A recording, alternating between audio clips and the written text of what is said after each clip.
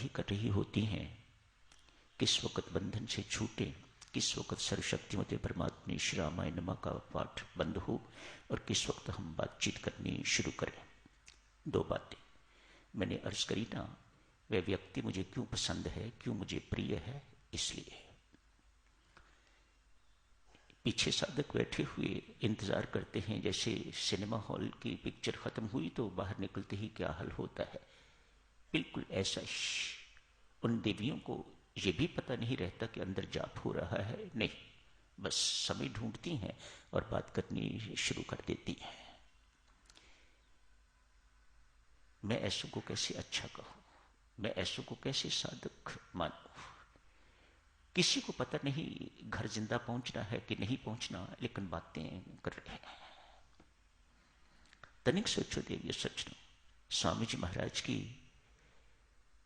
ये प्रार्थना निवेदन, आप हर वक्त जाप करो, इसीलिए ना, न जाने किस वक्त प्राण निकल जाए। बातें करते करते प्राण निकल गए तो उसी ढंग की फोटो खींचेगी, उसी ढंग की फोटो आपकी आएगी जैसे आपने खिंचवाई है। मुस्कुराते हुए तो मुस्कुराती फोटो आएगी, रोते हुए तो रोती फोटो आपकी आएगी। बातें करते हुए ही मृत्यु हो गई तो समझ लीजिएगा कोई ऐसा ही जन्म मिलेगा जहां खूब बातें ही बातें करनी होंगी, खूब बातें ही बातें करनी होंगी। नाम की कमाई सब वृथा चली गई। जन्म के लिए, पुनर्जन्म के लिए मेहरबानी करके देवियों सज्जनों, हमारा तो अनुशासन ही यही है, जप के अतिरिक्त हम और कुछ न बोलें। बस आज प्रदर्शन देखने के लिए जाओगे जरूर जाओ, लेकिन मुख में राम रखिएगा, देखिएगा सब कुछ आंखों से देखना है, कुछ बोलने की जरूरत नहीं, लिखा है पढ़ लीजिएगा, बस मुख में राम रखिएगा तो कमाई भी साथ साथ होगी और जो काम आप जिसे अर्ज किया गया है वह भी पूरा हो जाएगा। तृष्णा की चर्चा चल रही है साथियों। चिरतरुण कभी बूढ़ी नहीं होती तृष्णा, कभी तृप्त भी नहीं होती, जो सदा अतृप्त रहती है उसी को तृष्णा कहा जाता है। पिछले सत्संग में आप जी ने एक वृद्धा की चर्चा सुनी थी, जो कुछ खाने के लिए किसी लाला के घर में गई है, लाला का सब कुछ खा गई है, यूं समझिएगा कि लाला को भी खा जाएगी। उसे ऐसा ही लगा, भागता हुआ संत महात्मा के पास गया है, ये वृद्धा है या मृत्यु, ऐसा लगता है मेरे घर में जो कुछ था सब कुछ खा गई, ये मुझे भी खा जाएगी। इसी को देवी और सज्जनों तृष्णा कहा जाता है, जो कभी ना पूरी हो, जो कभी बूढ़ी ना हो, हमेशा जवान। शरीर कैसा भी हो उससे कोई इससे फर्क नहीं पड़ता, लेकिन तृष्णा अंदर सदा युवती ही रहती है, तरुणी ही रहती है, सदा जवान ही रहती है। चर्चा इस तरफ मुड़ी थी, यही तृष्णा, यही लोभ यदि परमात्मा के साथ जुड़ जाए तो उद्धार हो जाए, तो कल्याण हो जाए। कुछ भी देवियों सज्जनों, अच्छाई है या बुराई, शास्त्र की बातें कितनी सुंदर है। अच्छाई है या बुराई, जड़ है या चेतन, कुछ भी चीज यदि परमात्मा के साथ जुड़ गई तो उसका कल्याण, उसका उद्धार होके रहेगा।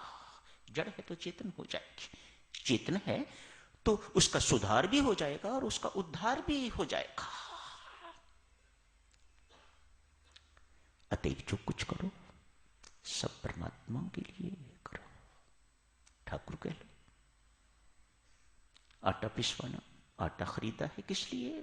ठाकुर के भोजन के लिए, ठाकुर के भोग के लिए।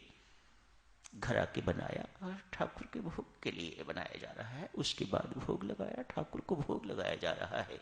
आप क्या खा रहे हो? हम ठाकुर का दिया प्रसाद खा रहे हैं, बस इतनी सी बात समझ में आ गई तो उद्धार हो गया, कल्याण हो गया।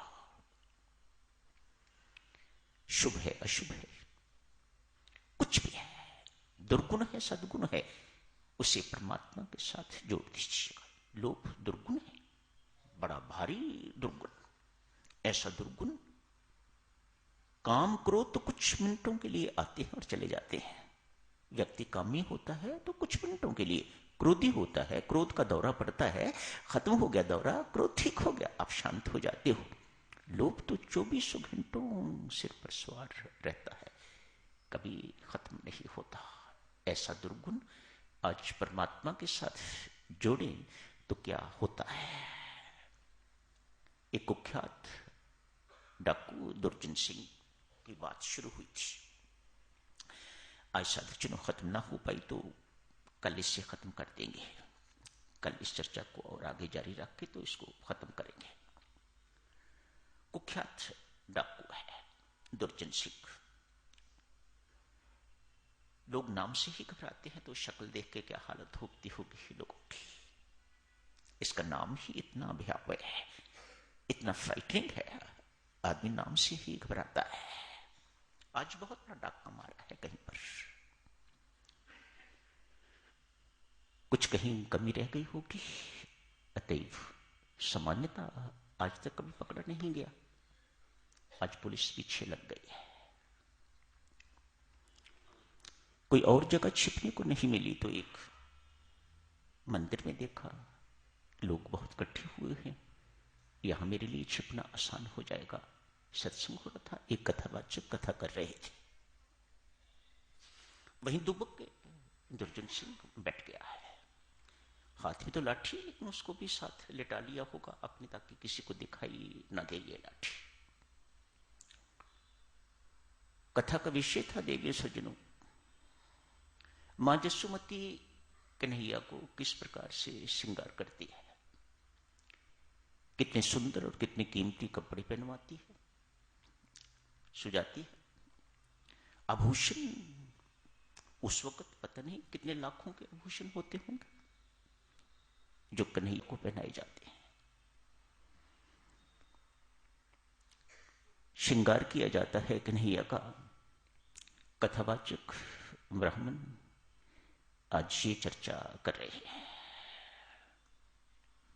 सामान्य व्यक्ति, कोई साधक होता तो ये सब कुछ सुन के तो उसके मन में परमात्मा के प्रति श्रद्धा उत्पन्न होनी चाहिए थी,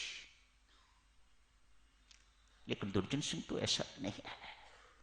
कोई श्रद्धालु नहीं है, साधक नहीं है, कोई भक्त नहीं है, डाकू है। अतएव वहीं बैठे बैठे मन में आ रहा है, एक ही बालक को यदि लूट लिया जाए तो फिर जिंदगी में कभी मुझे डाका मारने की जरूरत नहीं पड़ेगी।